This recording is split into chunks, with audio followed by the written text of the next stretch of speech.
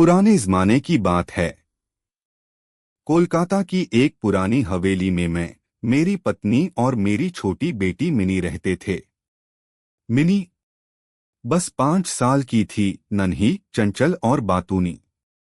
हर समय कुछ न कुछ बोलती रहती थी और मैं मुस्कुराकर सुनता रहता। एक दिन हमारे दरवाजे पर दस्तक हुई। मैंने बाहर झांका। एक लंबा चौड़ा पठान, पगड़ी पहने, कंधे पर खाकी झोला लटकाए खड़ा था। वो था एक काबुली वाला। अफगानिस्तान से सूखे मेवे बेचने आया था। नाम था रहमत। मिनी उसे देखकर पहले डर गई, बोली, अरे बाबा, इसमें झोले में बच्चा है क्या? रहमत जोर से हंसा, नहीं छोटी बेबी, इसमें किशमिश और अखरोट है। बस वहीं से दोनों की दोस्ती शुरू हो गई। हर दिन रहमत आता, मिनी से बातें करता, उसे मेवे देता। मिनी खिलखिलाती और वो मुस्कुराता। शुरू में हमें लगा ये दोस्ती बस यूं ही है। लेकिन फिर एक दिन रहमत ने अपनी जेब से एक मुड़ी तुड़ी सी तस्वीर निकाली, अपनी छोटी बेटी की, जो उससे हजारों मील दूर काबुल में थी। उसकी आंखों में एक अजीब सी चमक थी, जैसे मिनी में उसे अपनी बेटी की झलक मिलती थी। उस पल मुझे महसूस हुआ, ये सिर्फ दोस्ती नहीं थी, ये एक पिता का प्यार था, जो सरहदें पार करके, ज़मीनें लांघकर कोलकाता की इस हवेली तक आ पहुंचा था। लेकिन खुशियां कब टिकती हैं?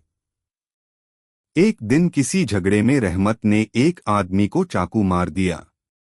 उसे जेल हो गई सालों तक। समय बीत गया।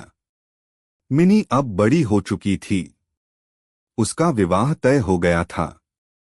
सारा घर शादी की तैयारियों में डूबा था।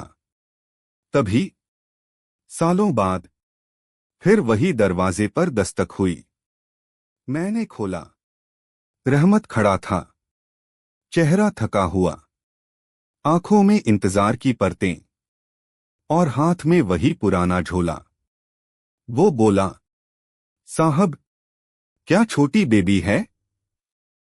मैं उसे देखना चाहता हूं। मैं चुप रहा। मिनी अब दुल्हन थी।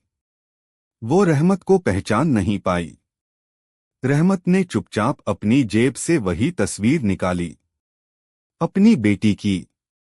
धीरे से बोला, साहब, क्या मेरी बेटी भी अब मुझे भूल गई होगी?